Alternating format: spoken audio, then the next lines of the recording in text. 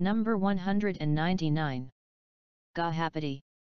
I like not this, etc. This story the master told, also about a backsliding brother, during a sojourn in Jetavana, and in the course of his address he said, womankind can never be kept right, somehow or other they will sin and trick their husbands. And then he told the following story. Once upon a time, in the reign of Brahmadatta, king of Benares, the Bodhisattva was born in the realm of Kasi as a householder's son, and coming of age he married and settled down. Now his wife was a wicked woman, and she intrigued with the village headman. The Bodhisattva got wind of it, and bethought him how he might put her to the test. At that time all the grain had been carried away during the rainy season, and there was a famine.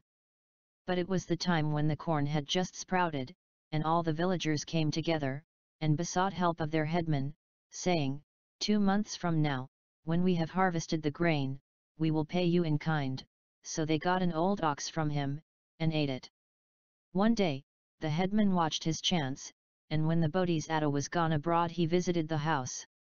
Just as the two were happy together, the Bodhisattva came in by the village gate, and set his face towards home. The woman was looking towards the village gate, and saw him. Why, who's this? She wondered, looking at him as he stood on the threshold. It is he. She knew him, and she told the headman. He trembled in terror. Don't be afraid, said the woman, I have a plan. You know we have had meat from you to eat, make as though I were seeking the price of the meat, I will climb up into the granary, and stand at the door of it, crying. No rice here, while you must stand in the middle of the room, and call out insisting, again and again, I have children at home, give me the price of the meat. So saying, she climbed up to the granary, and sat in the door of it. The other stood in the midst of the house, and cried, give me the price of the meat, while she replied, sitting at the granary door, there is no rice in the granary. I will give it when the harvest is home, leave me now. The goodman entered the house, and saw what they were about. This must be that wicked woman's plan, he thought, and he called to the headman. Sir Headman, when we had some of your old ox to eat, we promised to give you rice for it in 2 months' time. Not half a month has passed, then why do you try to make us pay now? That's not the reason you are here, you must have come for something else. I don't like your ways. That wicked and sinful woman yonder knows that there is no rice in the garner, but she has climbed up, and there she sits, crying no rice here, and you cry give. I don't like your doings, either of you, and to make his meaning clear, he uttered these lines. I like not this, I like not that, I like not her, I say. Who stands beside the granary, and cries I cannot pay? Nor you, sir. Listen now, my means and store are small. You gave me once a skinny cow, and 2 months' grace withal. Now, ere the day, you bid me pay. I like it not at all. So saying, he seized the headman by the lock of hair on the top of his head, dragged him out into the courtyard, threw him down, and as he cried, I'm the headman, mocked him thus, damages, please, for injury done to thee. Chattels under another man's watch and ward, while he thrashed him till the man was faint. Then he took him by the neck and cast him out of the house. The wicked woman he seized by the hair of her head, pulled her away from the garner, knocked her down, and threatened her, if you ever do this kind of thing again, I'll make you remember it. From that day forward the headman durst not even look at that house, and the woman did not dare to transgress, even in thought. When this discourse was ended, the master declared the truths, at the conclusion of which the backsliding brother reached the fruit of the first path. The goodman who punished that headman was I myself. Number 207. Assaka-JāTAKA. Once with the great king Assaka, etc. This story the master told whilst staying in Jetavana, about someone who was distracted by the recollection of a former wife. He asked the brother whether he were really lovesick. The man said, yes. Whom are you in love with? the master continued. My late wife, was the reply.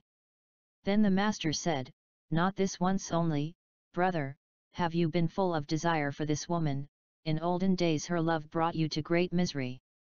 And he told a story. Once upon a time, there was a king Assaka reigning in Potali, which is a city of the kingdom of Kasi. His queen consort, named Abari, was very dear to him. She was charming and graceful and beautiful, passing the beauty of women, though not so fair as a goddess. She died, and at her death the king was plunged in grief, and became sad and miserable. He had the body laid in a coffin, and embalmed with oil and ointment, and laid beneath the bed, and there he lay without food, weeping and wailing. In vain did his parents and kinsfolk, friends and courtiers, priests and laymen, bid him not to grieve, since all things pass away, they could not move him. As he lay in sorrow, 7 days passed by. Now the Bodhisattva was at that time an ascetic, who had gained the 5 supernatural faculties and the 8 attainments. He dwelt at the foot of Himalaya. He was possessed of perfect supernatural insight, and as he looked round India with his heavenly vision, he saw this king lamenting, and straightway resolved to help him. By his miraculous power he rose in the air, and alighted in the king's park, and sat down on the ceremonial stone, like a golden image.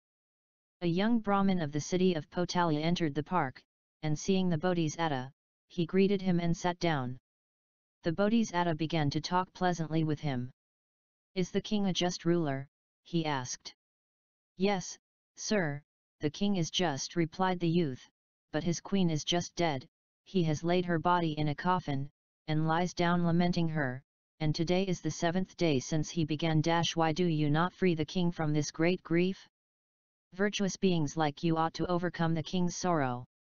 I do not know the king, young man, said the Bodhisattva, but if he were to come and ask me, I would tell him the place where she has now come into the flesh again, and make her speak herself. Then, holy sir, stay here until I bring the king to you, said the youth. The Bodhisattva agreed, and he hastened into the king's presence, and told him about it. You should visit this being with the divine insight, he told the king. The king was overjoyed, at the thought of seeing Abari, and he entered his chariot and drove to the place. Greeting the Bodhisattva, he sat down on one side, and asked, Is it true, as I am told, that you know where my queen has come into being again? Yes, I do, my lord king, replied he. Then the king asked where it was. The Bodhisattva replied, O king, she was intoxicated with her beauty, and so fell into negligence and did not do fair and virtuous acts, so now she has become a little dung worm in this very park. I don't believe it, said the king. Then I will show her to you, and make her speak, answered the Bodhisattva. Please make her speak, said the king. The Bodhisattva commanded, let the 2 that are busy rolling a lump of cow dung, come forth before the king, and by his power he made them do it, and they came. The Bodhisattva pointed one out to the king, there is your queen. Abari, O king. She has just come out of this lump, following her husband the dung worm. Look and see. What? My queen Abari? A dung worm? I don't believe it, cried the king. I will make her speak, O king.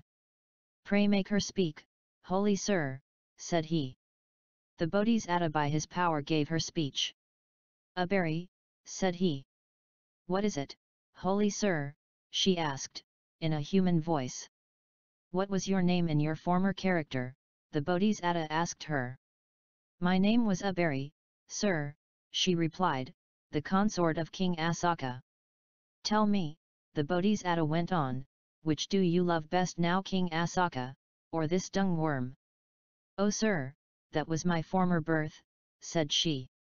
Then I lived with him in this park, enjoying shape and sound, scent, savor and touch, but now that my memory is confused by rebirth, what is he? Why, now I would kill King Assaka, and would smear the feet of my husband the dung worm with the blood flowing from his throat, and in the midst of the king's company, she uttered these verses in a human voice. Once with the great King Assaka, who was my husband dear. Beloving and beloved, I walked about this garden here. But now new sorrows and new joys have made the old ones flee. And dearer far than Assaka my worm is now to me. When King Assaka heard this, he repented on the spot, and at once he caused the queen's body to be removed and washed his head. He saluted the Bodhisattva, and went back into the city, where he married another queen, and ruled in righteousness. And the Bodhisattva, having instructed the king, and set him free from sorrow, returned again to the Himalayas. When the master had ended this discourse, he declared the truths and identified the birth. At the conclusion of the truths, the lovesick brother reached the fruit of the first path. Your late wife was a berry, you, the lovesick brother, were King Assaka, Sariputta was the young Brahmin, and the anchorite was I myself.